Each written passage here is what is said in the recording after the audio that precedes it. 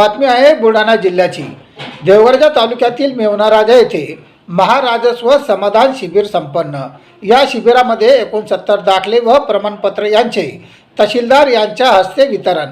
जय भारत जय संविधान। मी प्रवीण कुमार काकडे व आपण बघत आहात लोकप्रश्न न्यूज महाराष्ट्र।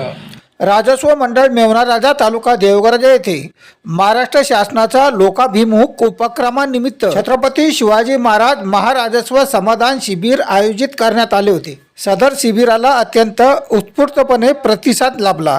राजस्व मंडळ मेवनाराजा अंतर्गत 14 गावामधील शेतकरी, कास्तकार तसेच सरपंच, पोलीस पाटील या शिबिरामध्ये बहुसंख्येने उपस्थित होते। अध्यक्षस्थानी देवगड तालुक्याच्या तहसीलदार श्रीमती डोंगरताळ मॅडम उपस्थित होत्या। तसेच सोबत महसूल नायब तहसीलदार सायली जाधव मॅडम, भूमी अभिलेखचे खेडेकर, सहाय्यक गट विकास अधिकारी वायाळ, CDPOच्या मुंडे मॅडम तसेच संपूर्ण तालुक्यातील मंडळ अधिकारी, सर्व ग्राम महसूल अधिकारी, जिल्हा परिषद प्राथमिक व माध्यमिक शाळेचे मुख्याध्यापक आणि त्यांचे सहकारी शिक्षक व महसूल सेवक उपस्थित होते। शिबिरामध्ये एकूण 69 विविध प्रकारचे दाखले तथा प्रमाणपत्राचे वितरण करण्यात आले। तसेच विविध प्रकारच्या शासकीय निर्णय योजनांची माहिती देण्यात आली।